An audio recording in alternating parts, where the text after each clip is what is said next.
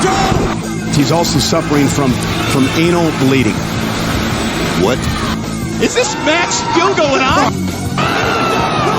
The dog poop! All right, behind it! Hit a dog poop! Mercifully, it's over. Hello and welcome to the Crap Wrestling Podcast, a podcast all about crap wrestling, which is also a crap podcast about wrestling. I'm one of your hosts, Matt Burgess, and I'm joined by the only penguin I know that owns his own rounders bat. It's Weston Hughes. How are you, Weston? I'm good, thanks, Matt. I'm very glad to be here, as usual. I thought I'd just bring in a new little feature, if you wouldn't mind, West. Tell us about what wrestling content you've consumed this week. So, if we start with the crap, have you watched any crap wrestling this week? I haven't actually. I've watched Survivor Series 2002. I watched that on the network. The whole thing? Spread over 2 nights, which you probably know because I use your login for the network. Yeah, so you'll obviously recently seen, it'll be that. Don't tell the police. Don't tell Vince.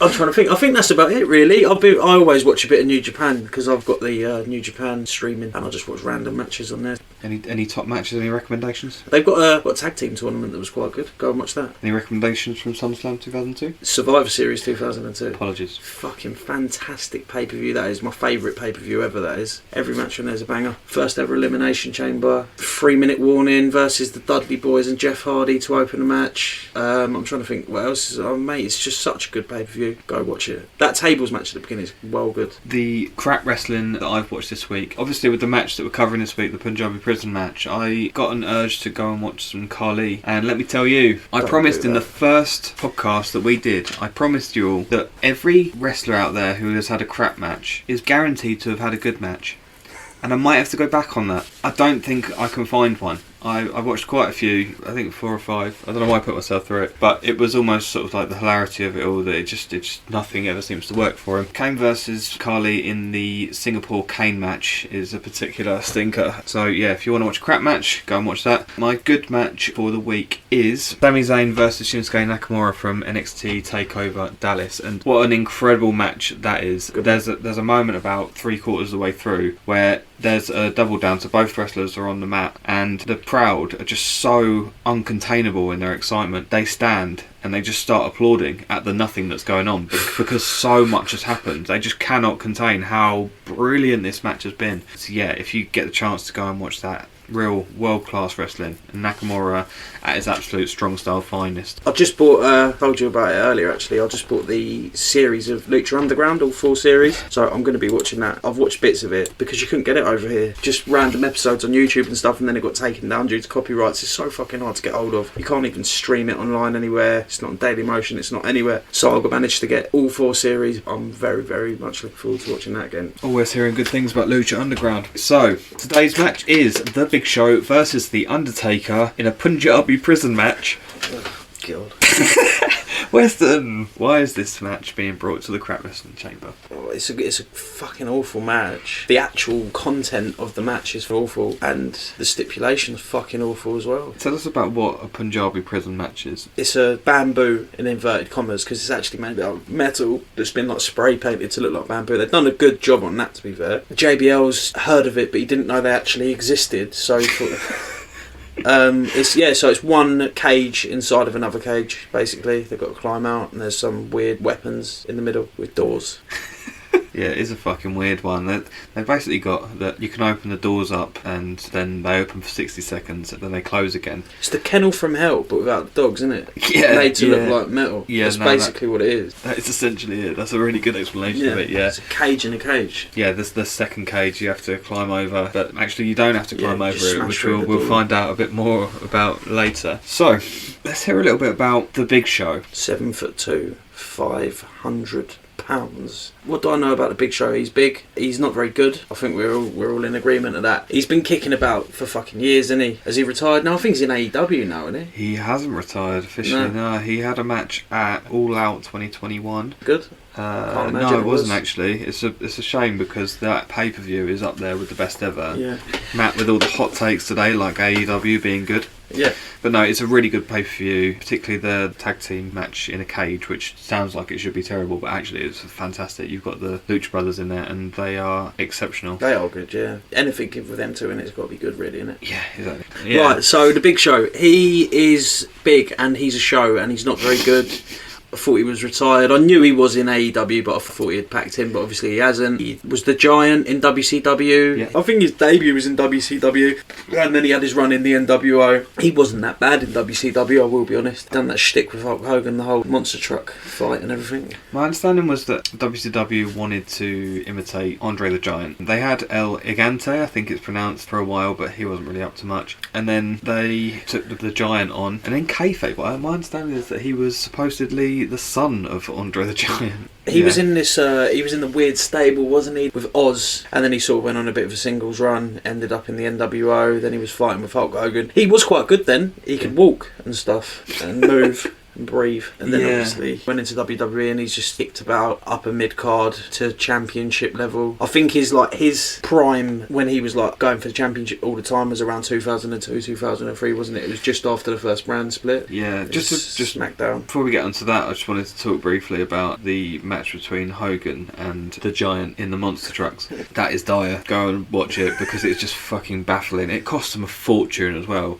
They spent so much money that to get helicopters, they had to hire a building which they could drive upon. They had to hire the monster trucks, they had to paint the monster trucks to, make them representative of the two characters. Then the Big Show died. Then they... with no explanation. And then returned that same night. And there was no explanation to what happened to him or anything. It was something terrible. What were they thinking? What was going on? What were they thinking? That's a fucking question. That's a question for a lot of matches on this podcast, I think. I don't like the Big Show. I can understand him being right up there. He could beat people up because he's so fucking big. Yeah. But I remember before Arsenal-Chelsea FA Cup final, I can't remember what year for the life of me, but him and Scotty Too Hotty was on Soccer AM. And the Big Show was an Arsenal fan and Scotty Too Hotty was a Chelsea fan. And they had an argument and Scotty Too Hotty ran away. That's hilarious. Yeah.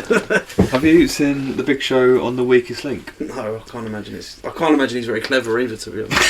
Must have a big brain though. Does that count for anything? I don't know actually. I don't know. That's we might be going along the lines of phrenology there. I don't know. We'll find it out. Yeah. Come for the crap wrestling. Stay for the brainweight talk. Big Show. Stone Cold Steve Austin. Oh, do you know what? I forget who else on that. I think Rey Mysterio's on it in his mask. Just send it to me. I do want to watch that now. So what? And Steve Austin's on there as well. Yeah, it's funny as fuck. I think Big Show got to the final against Kane actually. Really? Yeah. What was it? Kane he was going against or Glenn Jacobs? Well, technically it's Kane. They're all in character. Big Show standing there in his one piece. Why? Why is he, to be fair though, I can imagine him not being able to find clothes that fit very often, so I can understand why he wears that a lot. But I can't remember if Kane. I think it's post Kane mask, so he's not wearing it. But I can imagine Glenn Jacobs being quite clever, but I can't imagine Kane being very clever. So. Good time to plug the book actually, by the way. Journey into Darkness. It's all about Kane.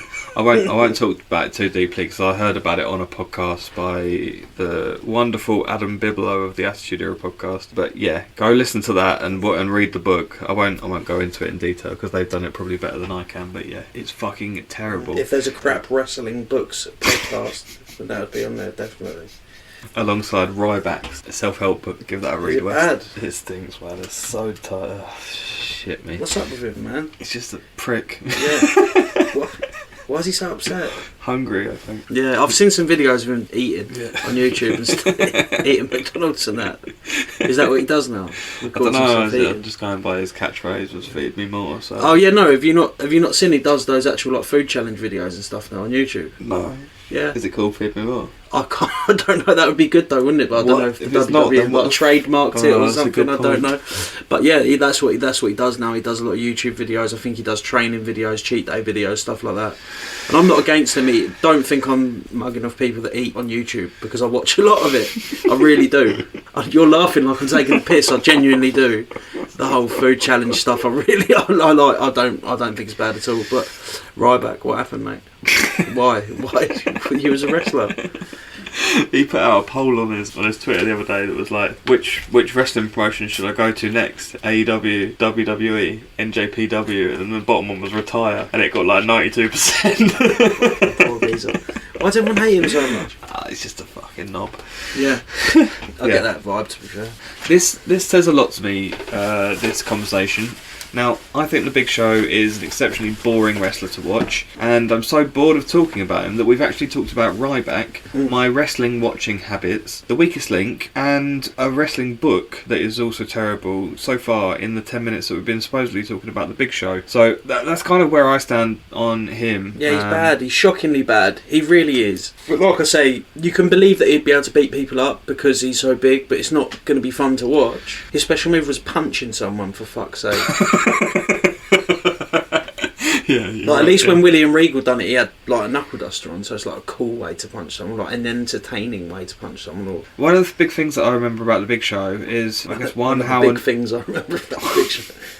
One of the show things I remember about The Big Thing is that he likes to cry. I've watched too many times The Big Show crying, and it's not about that I am like, oh, what a twat because he cried or anything. Like, I think that there's room for that sort of emotional stuff in wrestling. I think it's really good when you see a wrestler crying. Like, a really good example, I'm not necessarily a crying, but when you see Shawn Michaels' face when he's about to retire Ric Flair and he's like, I'm sorry, I love you, and you see the pain in his eyes, now that is good wrestling emotion. When you've got The Big Show and they're kind of just playing off his cries for yucks, and you know they do it in this match as well, you're just kind of like, oh, it's not the stuff that I'm interested in watching, really. Do you know what I do think? I forgot about this. Was that the Boss Man versus The Big Show, when the Boss Man wrote the poem about his dad dying and that. Oh my goodness! Do you remember that? How could? Oh, you showed me that. We nearly didn't talk about that. I know. That was so good. That was the best heel work I think I've ever seen. Have you seen when the Boss Man goes to his dad's funeral and starts beating everyone up and fucking tracks the casket away in his truck? Oh, the Big Show's clinging onto the casket for dear life, getting dragged around. The Boss Man was one funny motherfucker. That was awful, wasn't it? It was good. It was brilliant heel work. It was so fucking funny. Yeah, and definitely. The Big Show being dragged by his father's casket around as his mum is like crying and that. Was the Big Show crying then? Yeah. Do you think we should do a live reading? Yeah. Okay, I'm gonna read it from the front. You happy with that? Yeah, go on, mate. Okay, here we go. With the deepest regrets and tears that are soaked, I am sorry to hear that your dad finally croaked. He lived a full life on his own terms. Soon he'll be buried and eaten by worms. But if I could have a son as stupid as you, I'd have wished for cancer, so I would die too. So be brave and be strong, get your life on track, because the old bastard's dead and he ain't never coming back. Fucking hell. That was written by the Boss Man. I think it's not a bad poem, to be honest. It rhymed. Yeah, definitely. Good rhyme scheme. I was just about to say that. There's something very special about that.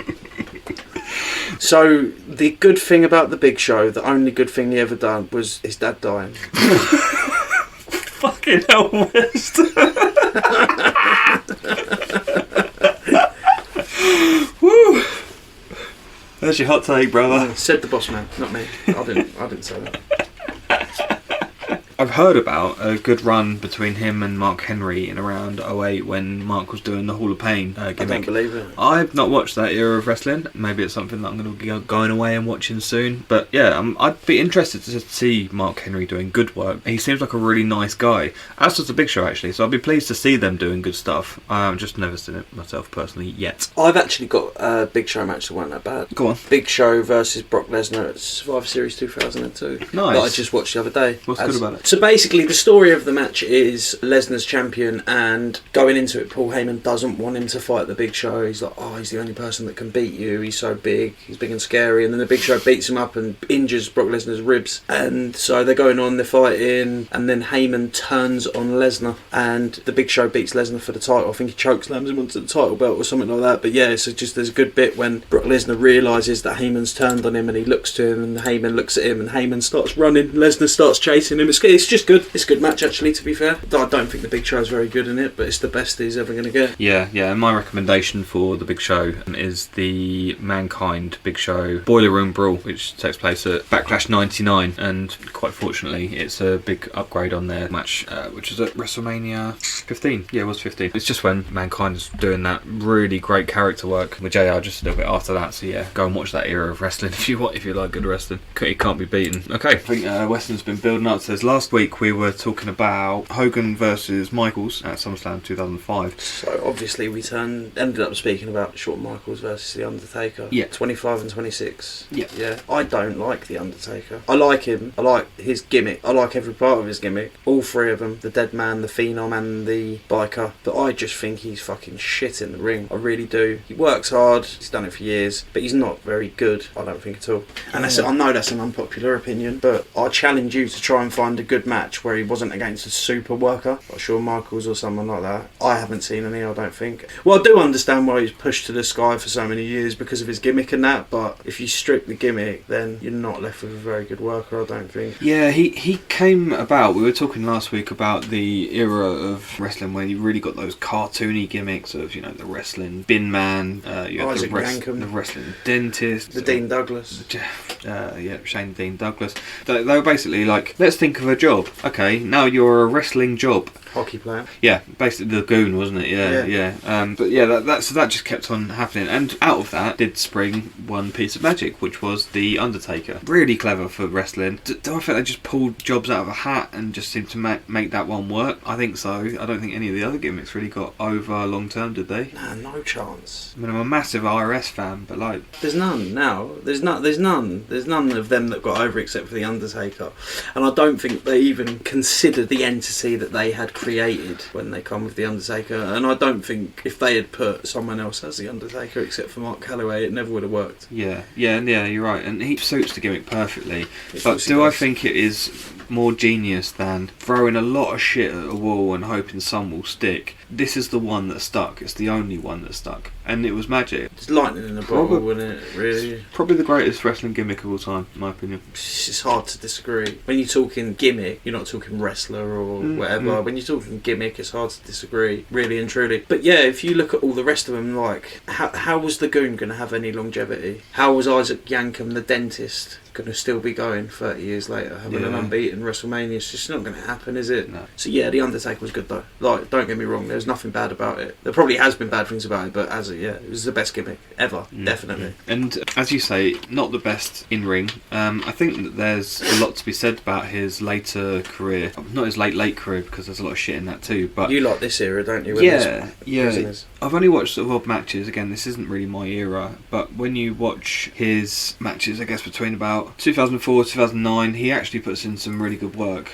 Maybe even a little bit later than that. But when he was doing that era of, I'm just going to get myself up for a big WrestleMania match, I'm not going to work too many matches throughout the year. I know he was killing himself to do that, and it's not really fair to put that on a wrestler and expect him to do that. It's not out of expectation. But I'm damn pleased that he did, even though I wouldn't want him to put himself through that. But the fact that he did, and the fact that the matches that came from it, a lot of them are so impressive. You watch his documentary though, and he's saying like, I don't want to be that guy who, when I'm wrestling, people look at me and they go, like the dad goes to their son, he used to be good though, he used to be good. But he was, when he was saying that statement, he already was that guy, and he went on so far too long. I think he should have packed up about 10 years before he did. This is probably the best of his career, but even now he's not, even in this he's not very good. He didn't have a lot to work with in this match, did he? It was going to be a struggle. I think any match in this structure with the Big Show is going to be a real struggle. I mean, as you said, the WrestleMania 25, WrestleMania 26 matches against Shawn Michaels are legendary, and rightly so. Incredible matches, probably the best the WWE have ever done. The thing that I say about those two matches, yeah, they are what they are. They are that good, but get someone who's 6'9" and weighs 300 pounds and go in there and throw Shawn Michaels around for half hour. Yeah, it's always going to be good. There's also a Lesnar match, and you mentioned I think the 2002. Yeah, it's a Hell in a Cell, isn't it? Yeah, that is good. So Brock Lesnar versus The Undertaker at No Mercy 2002 in the Hell in a Cell. As Weston was just saying, really good match. But there's also another more recent match in the Hell in a Cell between Lesnar and Undertaker, and that was at Hell in a Cell 2015. 2015. Another really good match, and I mean, that's recent, you know. I know it's 6 years, but when you're talking about a career as long as this, he's still had decent matches in the last 10 years. Can I just say, though, about that Hell in a Cell in 2002, it's still not the best work. It's just fucking super violent. Obviously, you're not going to have a technical classic in a Hell in a Cell, I know that. Yeah. It's a massive... It's a train wreck, isn't it? That's what it is. You can't stop looking.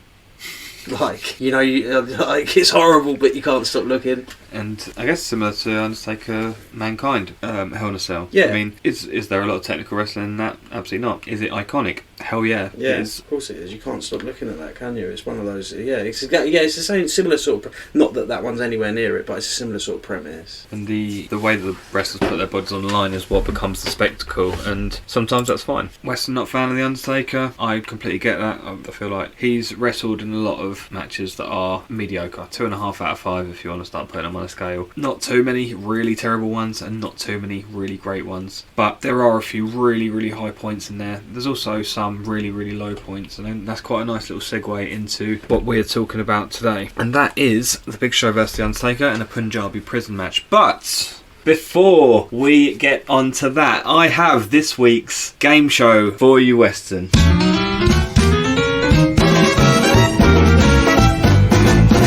Brilliant.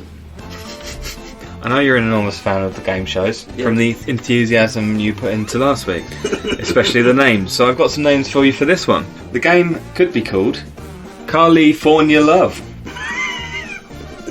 Is there any more? There are more, yeah. Yeah, good stuff. You're going to really like this one. Remind you of primary school. How about Cauliflower's fluffy and cabbages green? Good. What else have you got there? Venus, Cupid, Carly and Time. Oh my god. Come on. There's more, isn't there? That was the end. Is that the end? Thank God.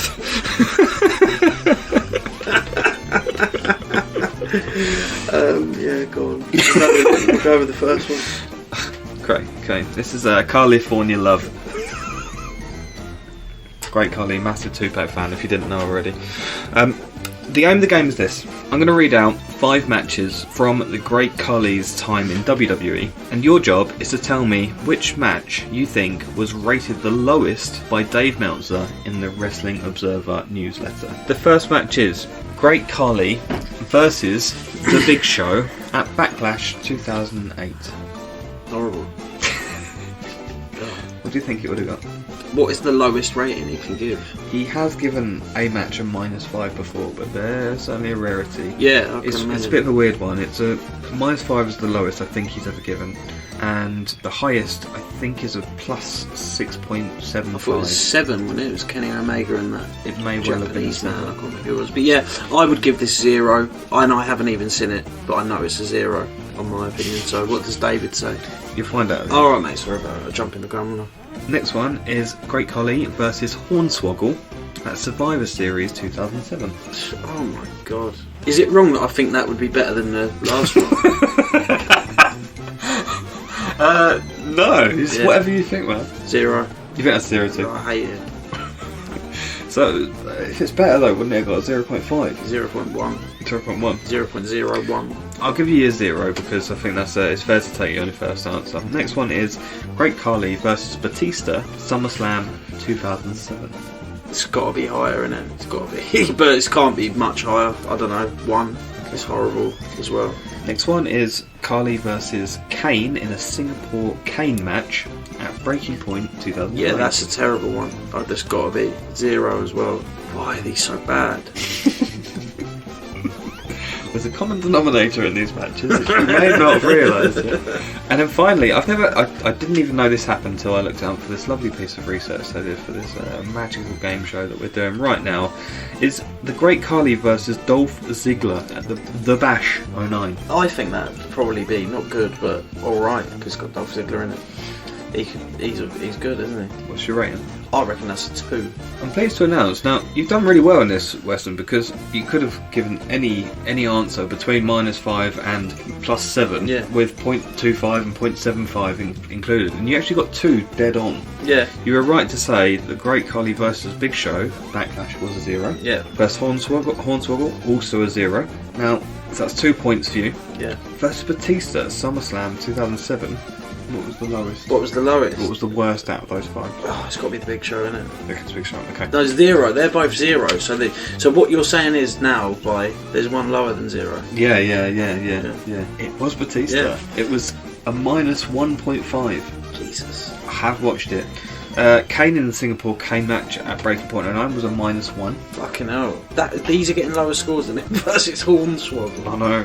Imagine being Glenn Jacobs and waking up and seeing the Wrestling Observer and going, oh, Hornswoggle got a better rating than me. And they added a stipulation to that as well. Which normally when they stick a stipulation, it's going to be better, isn't it? It's like a bit of an attraction. Yeah. And versus Dolph Ziggler at the Bash. I'm really sorry to say this, but it was actually a -1 as Jesus. well. Yeah. Dave Meltzer being harsh. That's what that is. That's what that is, definitely. Okay, so what was the story in the lead up to the match? Now, last time we talked about in fact, both times we've talked about what was the shoot story going into the match. The Great Khali had the liver problems or kidney problems or whatever it was, so he wasn't allowed to compete. Yeah, so the Great Khali was supposed to be competing this match against the Undertaker. I'll go into a bit more on that when we talk about the intro package and all that sort of stuff. But yeah, he was supposed to be going up against the Undertaker in this, I'm going to call it a Singapore Sling match then. Singapore Sling? Yeah, it's a cocktail, I think. It's a Punjabi prison match. So it's supposed to be going against the Undertaker in this Punjabi prison match, but on the day of the match, Khali was found to have high enzymes in his liver, which I don't really know what that means exactly. My understanding is only that I know that happens in people with alcohol problems. I don't get the impression that that's what happened with Khali, because I believe that he is quite religious and doesn't drink or smoke or take drugs or any of those things, so I don't think that's why the issue took place, but for whatever reason... It's something to do with his problem of why he's so big. Yeah, it's it might be to do with his growth, yeah. Growth or whatever it's called. Is it reverse growth? No, that'd make him small, wouldn't it? Can't remember what it's called, but yeah, gigantism. Yeah, did he have that? Or is he just... I mean, he might have some form of gigantism, I don't know. It wouldn't surprise me from the size of him, but yeah, I don't know that for sure. But for whatever reason, he had high enzymes in his liver on a test, and basically that meant that he was not cleared to compete. Why are they... Did he go to the doctors on that day? Did he just have a check-up, or does he have some problems leading up to that, or what? I wonder if it's to do with the blood testing they do for drugs. Would he have a wellness test on the day before the match? It might have been a couple of days or something, and they've just got the test back. Yeah. But I doubt they would have, literally done it on the day and got the test back on the because Thursday. say if they had serious, say they went into, they'd done the wellness testing and it come back that he was sniffing coke and on steroids, would the same thing happen? Just go, you can't compete that day, end of, you're out? Or would they let him compete in the match and then fuck him off? I think if it was this situation, I reckon that they would have allowed him to compete and then fuck him off. I think that if it's a wellness violation on that front, then they probably would have allowed it. But I think that this was actually that he was genuinely unwell, rather than... of course, I know that. It was, again, I don't know, it's a cloudy backstory. I can't even remember where I read it, to be honest. I think you made it up. Yeah, I might have made it up. That's what we do. That's what we do on this podcast. For that reason, he wasn't able to compete. Now, the problem that the WWE had was they spent a lot of money on building this Punjabi prison. For whatever reason, I don't know, because it's not a good match type in my view, or I think anyone's view. But they spent a lot of money on it.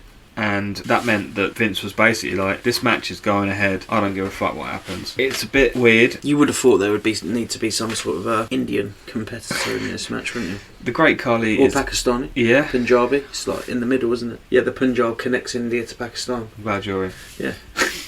It's where they are. Yeah, that is the area that connects India to Pakistan. So there would need to be some Indian or Pakistani competitor in that match. You would have thought, really. Yeah, they've obviously done this match because the Great Khali is Indian. They wanted the Punjabi prison match for that reason. Then the day before or the day of, he can't compete. And therefore they've had to pull him out of the match. So they've spent too much money and gone, well, we've got to have it go ahead. So they had the Big Show come in. Because he was mates with Great Khali. Was he before this, or did they just decide he's mates on that day? I don't get the impression, and this is part of the problem when you've got two people who are not full-time podcasts trying to do a full-time podcast schedule. We don't always get the time to go and watch all of the backstory and all that sort of stuff. I'm going to try, though. I don't think that the Big Show had any backstory with Khali before this. I think it was literally we've got to have this match Yeah, because we 'cause spent money on the structure. Big Show's ECW champion as well, wasn't he? So he weren't even on the same fucking show as the Great Khali going Now, into this. this is in the era where we had SmackDown and Raw pay-per-views, and this is a SmackDown pay-per-view. And ECW is obviously a completely different show at this moment. on So a Big Show different network. shouldn't have been on it. It was on a completely different network. Yep. It had nothing to do with it. In kayfabe, the Big Show then runs in,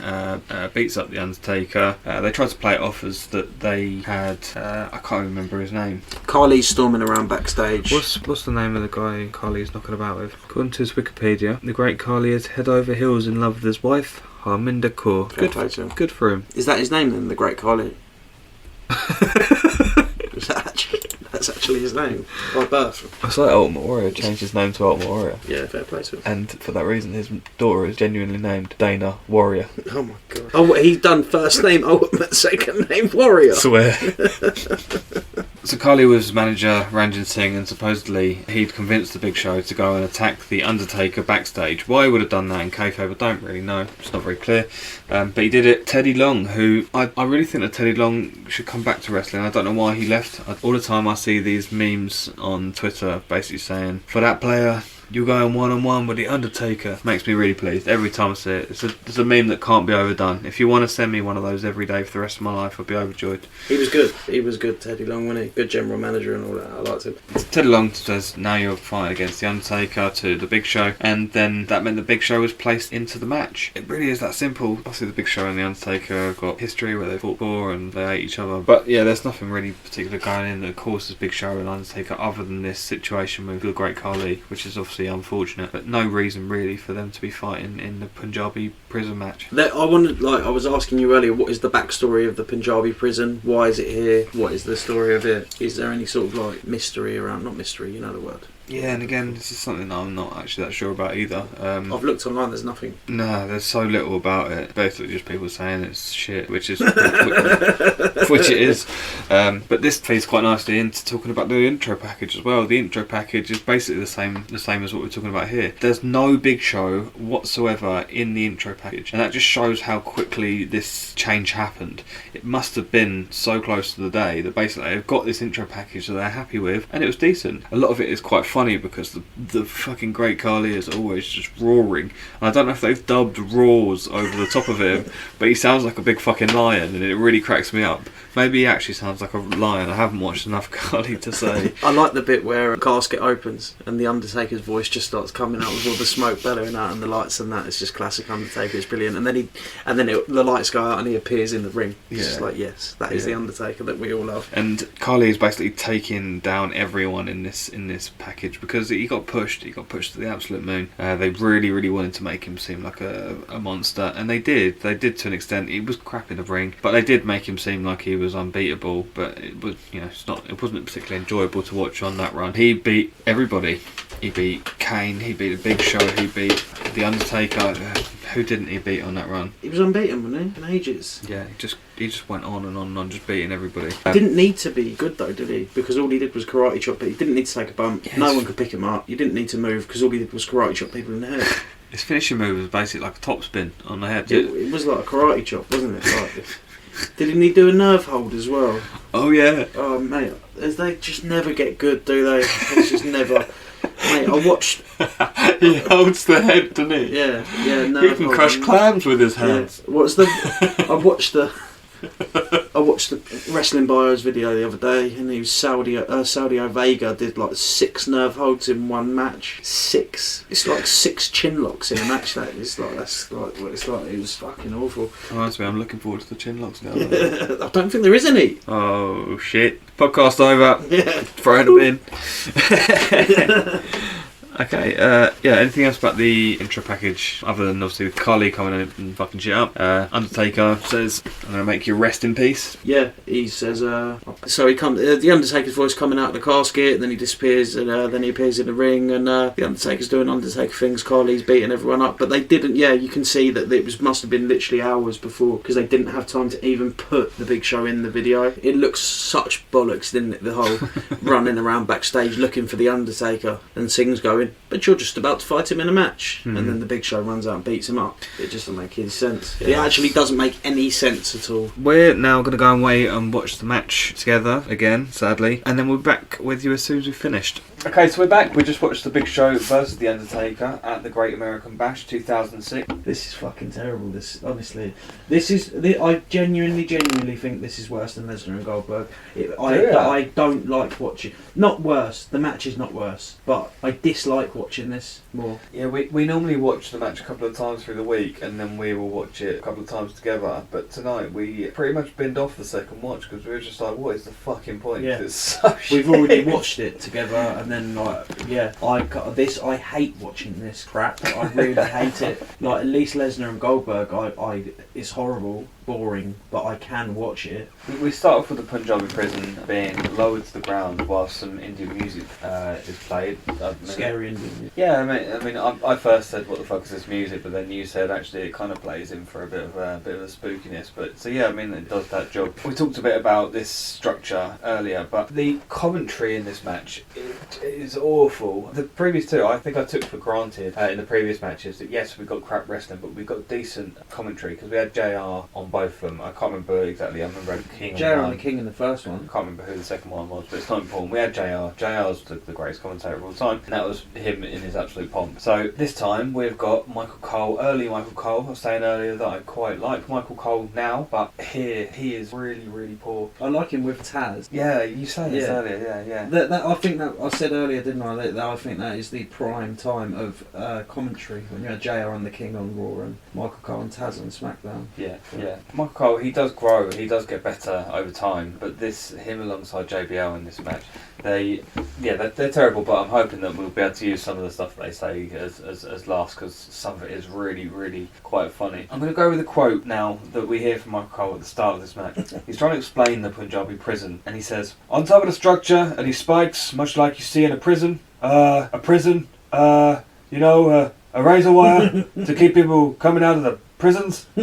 That's what those spikes are for. You see it right there. To keep people from coming out over the top." It's so fucking funny. Direct quote? That is the direct quote. Jesus Christ. Don't get me wrong, we have the luxury on this podcast of me going all the time, and then I get to crop it out afterwards, and it makes it sound at least somewhat decent. Michael Cole doesn't get that luxury, unfortunately, and it fucking shows. Cole then reads out the rules of the match, which honestly they're quite weird. 4 doors of the first structure, and these are attended by a referee. When a wrestler asks for one to be opened, it will be opened for 60 seconds. Then you have to get out from the final structure, which has no doors. So they can't reopen the doors either, can they? Yes, so it's open for 60 seconds, and once it's closed, it's then locked shut by a padlock, which Weston noticed is sprayed rusty. Yeah, then the props people done actually quite a good job on this, considering it's just made of metal. It looks like bamboo. Yeah. It looks a bit old and a bit spooky and a bit bamboo. Yeah. They've spray painted the silver padlocks bronze.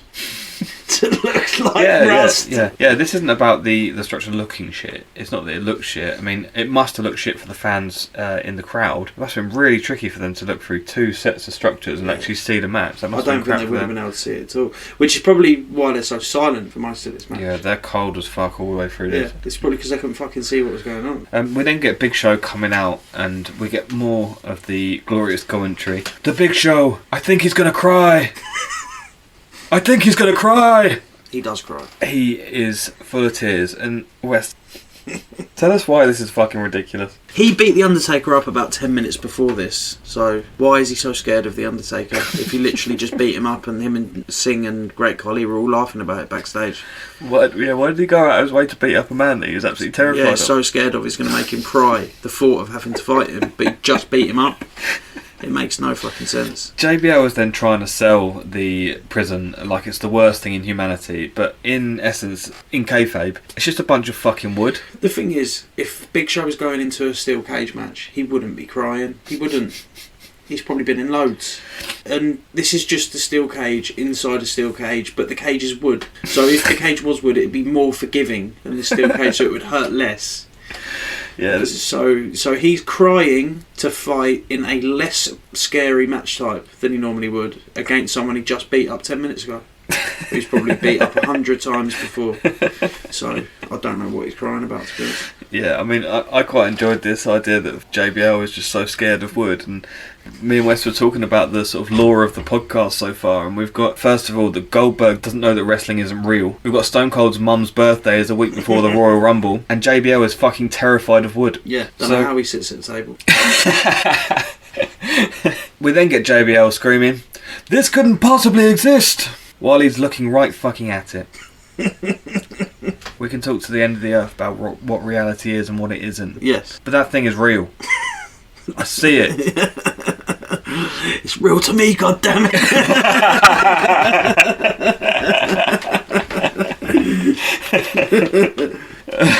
We then get the Undertaker's entrance, which I won't talk about in great detail because it's just hauntingly magical, as it always is. I think it can't be beaten. It's what makes him so great. He just has this lovely hat. He always has a lovely hat. Yeah. Lovely. What sort of hat would you call it? Oh. I wouldn't even know. It's just a fucking Undertaker hat. Yeah, of course. Yeah, that's definitely. what I would call it. It's somewhere between a fedora and a cowboy hat. And it's black. Suede, I'd say. Would you say suede? Yeah, I reckon it probably is. Yeah. Do you think it's the same hat he's been wearing for fucking years? Because you remember he used to wear that hat, then he stopped wearing the hat, then he had a bandana, and then he wore a beanie hat for a little while with Big Evil written on it. Then he's put this hat back on now. So do you think he's gone in his wardrobe and gone, "This is the one now. Back, you're back. This hat again." Or do you think you see a new one when he was in the shops? Thought out with the old in with the new. Because when he must have had a couple of hats, surely. I don't know. But when he died for like the third time, and he come back, like this is when Kane buried him when he fought Vince McMahon at Survivor Series 2003. He died as the Big Evil, didn't he, as the biker? But he come back half wearing his biker gear. He still had his MMA gloves and that on, didn't he? And half being the dead man. So he was like a zombie biker. Whereas before he was just a renegade, like Undertaker. Then he was the biker, and then he's like the undead, like zombie biker. A renegade Undertaker. A renegade mortician in the first place, isn't it? Yeah.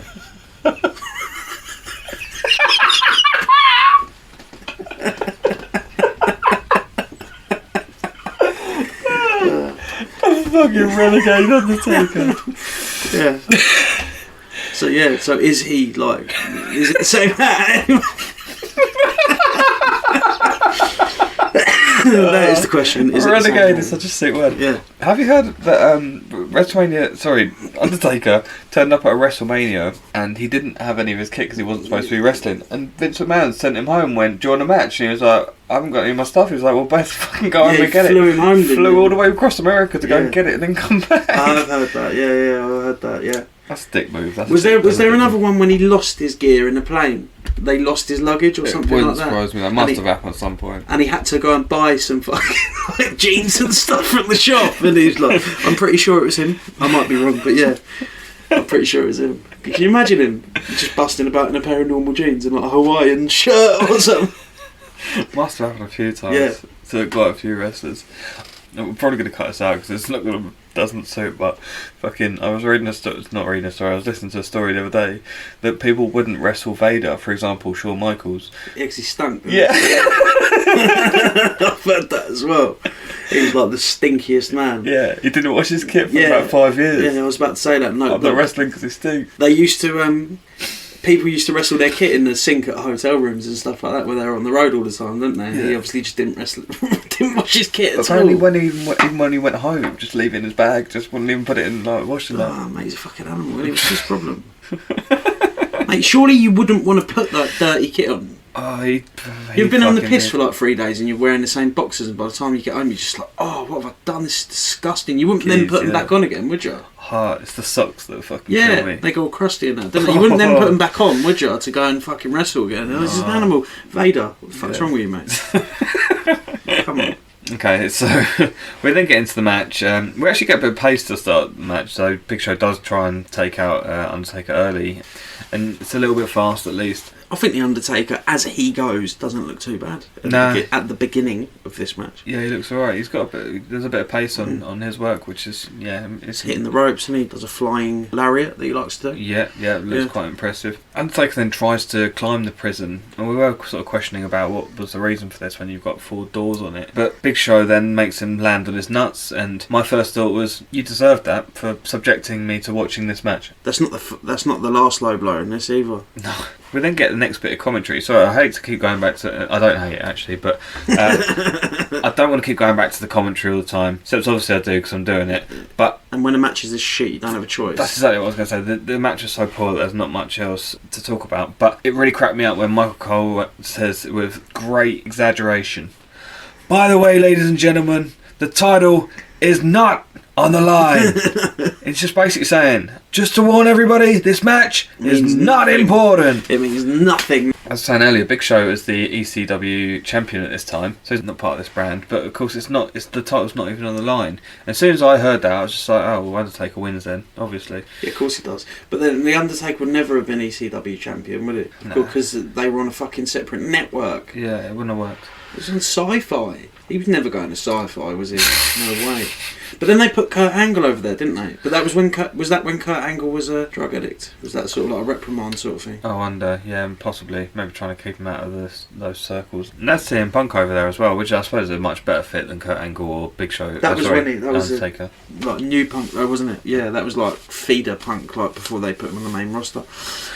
And then we also get a bit of commentary from JBL where he says, "I've been in a barbed wire steel cage match and this is worse than that." And I'm just thinking, it's not. How is wood worse than that? Why are you so scared of wood, JBL? It's not. Come on, man.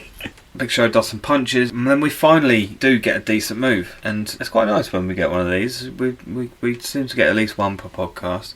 Big Show tries to do his choke slam. Undertaker catches him halfway down, turns it into a DDT, and that is right up there with some impressive counters. Yeah, it's a brilliant. I've not actually seen anyone do that before. No, it's clever, and that is good. I think there's actually 2 moves in this that are good, actually.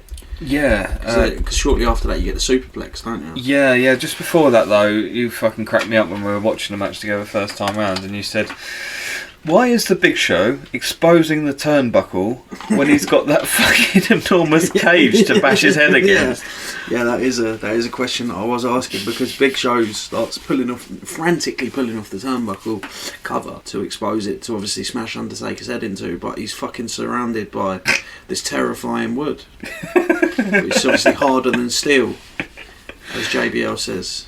He's about to smash up this renegade Undertaker. No, he's not the renegade Undertaker now. Sorry, he's man. the zombie biker at the moment, isn't he? Got you. The renegade Undertaker was in the 90s. Before he died for the first time, or maybe the second time, because we don't know what he was doing before wrestling. Did you think the death sort of brought him back into line with his undertaking? Yeah, because he was like, yeah, of course. Because when he was off biking, he didn't have enough time for undertaking, and then he died. And then obviously he remembered what he was missing when he died, obviously, because he was back being dead again. He thought, oh yeah, obviously this is. Kane didn't like him when he was the biker either, did he? I don't know. Do you not remember Kane? Turned on him, didn't he, and said that you've become one of the people. That's why he buried him, that's why he killed him. You've become one of the people, you're not one of us, you're not a monster anymore, you're just a bloke. Because he was just a biker, and then he killed him. That's a harsh thing to say to a man. You're just a bloke. Yeah, but he was like more Mark Calloway than he was the Undertaker then, I think. Yeah. So Kane went, no, and fuck off. Yeah, a lot of people do find that weird that he kept the name The Undertaker when he was doing the American Badass gimmick, which, by the way, a lot of people don't like. I like the American Badass. I like it a lot. And I fucking like The Last Ride. Not the documentary, that kind of sucks, but the move is really good. What's not to like about it? The best powerbomb. Do people not like that? No, I hear a lot of people saying that they just don't like it. What's not to like about that powerbomb? Oh no, sorry, I mean the what, the gimmick? The gimmick. Yeah. Why? What's not to like about that gimmick? I don't know. But I think in hindsight, people are just kind of like, oh, well, Kid Rock. I'm not saying that Kid Rock are good now, but at the time they were over as fuck. They were like proper wrestling. You had Joe C coming out in the matches and shit. It was all good. That Undertaker was for the time, you're talking about Attitude Era into the right at the beginning of that Ruthless Aggression stuff. I don't know how long that original Undertaker from the 90s, the Renegade Undertaker, the Mortician, would have lasted. I don't know if he didn't change, would he have had the longevity? Probably not. Yeah, he wouldn't have lasted the Attitude Era. Nah, the whole thing had changed. Yeah. The whole wrestling culture had changed, and he changed with the times to being this like cool, fucking edgy. I'm gonna kick your fucking head in. I'm a biker. I listen to heavy metal. Yeah, he also got a Limp Bizkit soundtrack, which again massively 2000s. Yeah, but they were WWE's favourite band at the time, weren't they? Oh man, yeah, WrestleMania X7, the soundtrack to that. They've done WrestleMania 19 as well. Dun, dun, dun, dun, dun. Leave this in. Undertaker then gets busted open. I'm not really sure how, because Big Show hasn't really done that much. Smashes his head into the exposed turnbuckle. Oh yeah. Not the wooden structure. He's got a big splinter in his head. And Big Show climbs the cage when he could have just had the door opened. And the Undertaker goes for the low blow, which we kind of said, a bit weird for a face to do that. Big Show's trying to climb out the structure though, isn't he, I suppose, so you're going to do what you need to do to keep the person in the structure. Yeah. Undertaker turns that into a superplex, which is really, it's again nice to see. That's probably the second good move of the match. It looks tidy. I think superplex on the Big Show would be fucking good in any match, wouldn't it? I think other than that, I can only remember Brock Lesnar doing it. Do you remember when they crashed through the ring? It's good. It's really good. Actually, like, it would go well in any fucking good match. You saw that, you'd be like, wow, that was impressive. So definitely. And this is one of the things that we were also saying, was that if you've got the Great Khali in this match, you're not getting that spot. You're probably not getting the reverse DTT bump either, no. And as poor as the Big Show can be at times, at least he's better than Khali, so we have got that. He has some level of mobility, doesn't he? And Great Khali has no level of mobility at all. Now, we then start to see some of the flaws of the prison match, because a huge deal was made of the Undertaker getting out. So, get the suplex, Undertaker gets out of the third door, right? He's out, and you're like, oh, amazing, that means that Taker's going to go and potentially win the match. And of course, whatever diabolical plan the heel would have to try and stop that from happening. But there's no plan. What you get is the Big Show basically just going, hang on, there's one door left. Excuse me, ref, would you mind opening it, please? Yes, of course, Mr. The Big Show. Yes, Mr. Show. And up the door goes, and he gets out, and then he's like, oh, you're right, Takes. He's not out there for very long either, is he, before Big Show opens the door? Yeah, no, not long at all. There's not a lot of suspense. However, for that criticism, you then get a quite smart little spot that the Undertaker then gets thrown back into the first structure just as the 60 seconds is up, so he is now locked in there, which is quite cool. I think that was quite a smart little spot. It was good. That looked like a bit of intelligence from the Big Show as well. It was like, oh, yeah. When I saw it, well, I said that to you, didn't I? I was like, oh, that was clever. I wasn't expecting that. We then get Taker just climbing the cage. So he climbs the first cage, which obviously he's supposedly stuck inside now. He starts climbing it, and he just walks straight across to the second cage. Yeah. And he's thinking, oh, well, that's all right. We'll just climb over. Why don't you just do that in the first place? He scales it quickly as well, doesn't he? Yeah. It looks easier than going through the door, the way he made it look. What's quite cool is that you then get Undertaker, who's up the top. They've got these things hanging down where they've got, like, I guess, like ropes, but they seem a bit more like leather, I don't know. But he then swings from one of those and does like a Tarzan drop kick, and that was a really cool spot. Like I say, you've got this reverse DDT, or reverse chokeslam rather.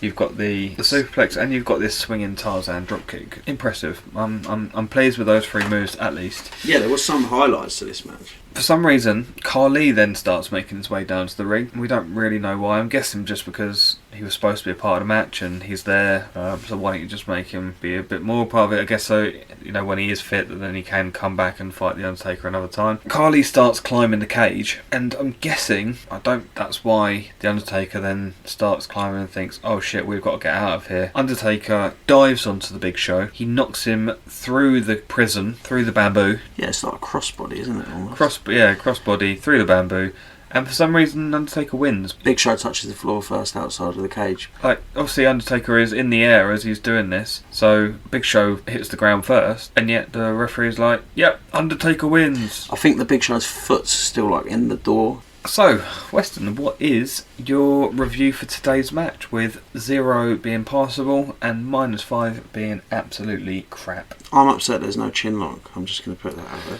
I can't believe it. You'd think A between match these this two. bad, there's no chin lock. There was a couple of spots, there was a couple of actual wrestling moves that were quite good. It was horrible to watch. It's definitely not the worst one. It's not humorous like the last one was, where it was actually an alright match, but it was just funny. This is not even prime crap. This is just crap. This is the average crap. But there's a few good spots in it, 3 to be exact. It's not the worst one we're ever going to watch, and it's definitely not the best one we're ever going to watch, so I will give this a minus 2.5, right in the middle of the shitness.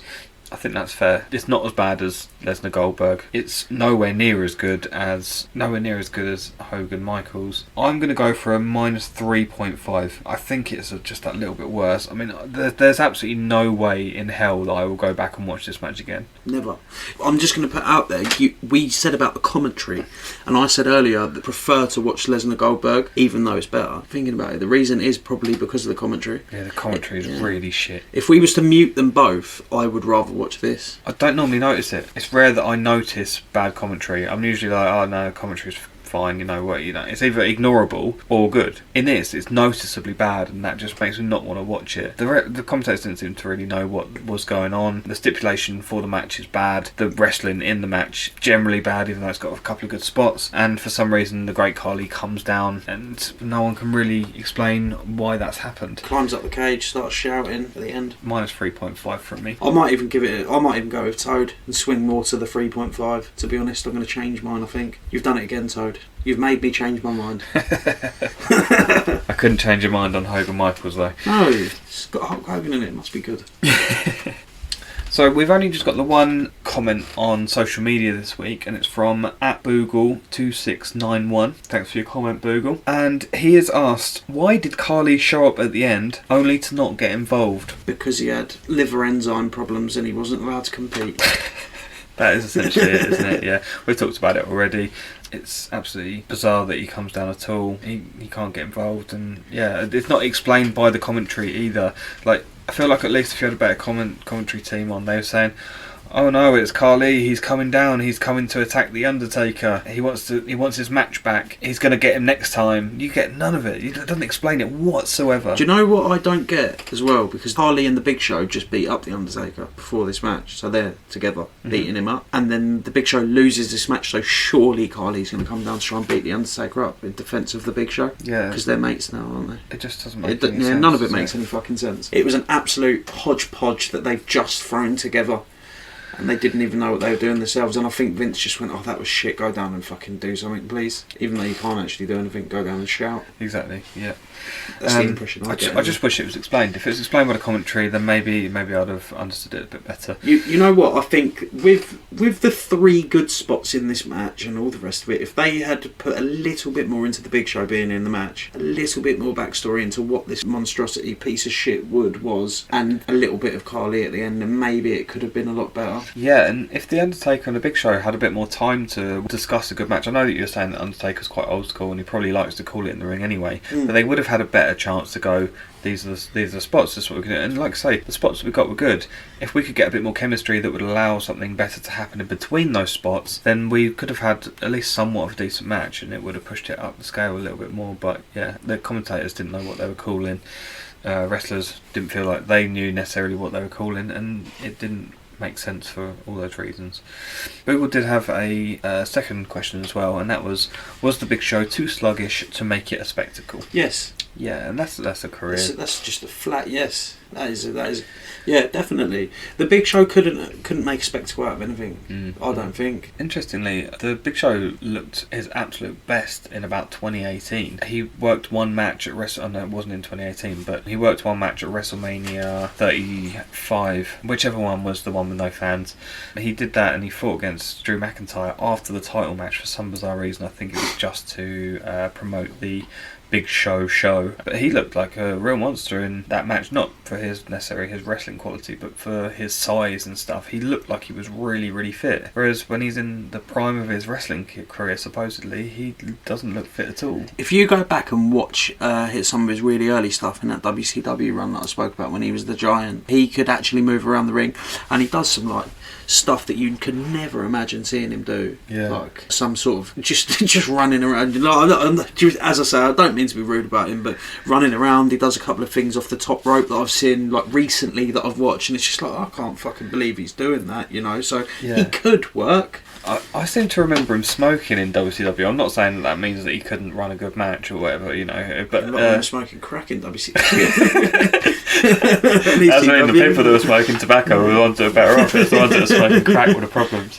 Yeah, but I'm not saying that means he couldn't do it. But I seem to remember him smoking in the ring in WCW. I might be dreaming it, but yeah, I'd be interested to see if that was something that really happened. I don't think they were smoking crack in the ring, to be honest. It should have been. Yeah. Maybe that's why maybe that's why WCW went under. Yeah. More crack in the ring, in wrestling, please. That's my request from everyone today. Vince McMahon, if you're listening, more crack. In the ring. In the ring, please. In the PG era. Okay, so please let us know what you think about this match. We'd love to hear from you. You can find us on Twitter at @crap_wrestling. In the future, when we tweet about our next match, please make sure that you drop a comment underneath to have it read out on the podcast and we'll discuss it. It'd be great to hear from you. That's @crap_wrestling. Weston, what match are we covering next? Now, I've got a bone to pick with you. I'm a bit scared now. You fucking better be. Right, so next week we're covering how... No, don't. No. We've got to cover something. You're alright, I'm scared now. Go on. 3 times I've watched wrestling matches from your era. Yeah. 3 times. 3 times. We've watched a 2005. Yes. A 2002. Yes. And a 2006. This isn't my era. I'm not claiming to this. This is past my era, and this is fucking... You told me this shit was good, man. No. I've never told you this shit was good. 2005 was good. That match was good. Yeah, it was alright. Yeah. Next week we're watching Halloween Havoc 1991.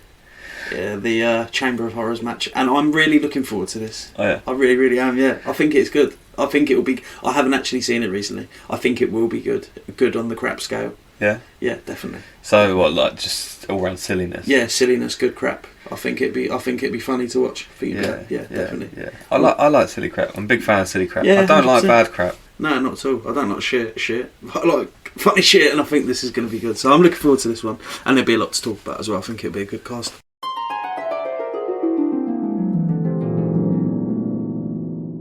Ooh, this is Paul Bearer from beyond the grave, who can see into the future for some reason. Ooh, the Crap Wrestling Podcast schedule has changed due to audio problems. They will now be covering the Brawl for All. Oh, yes.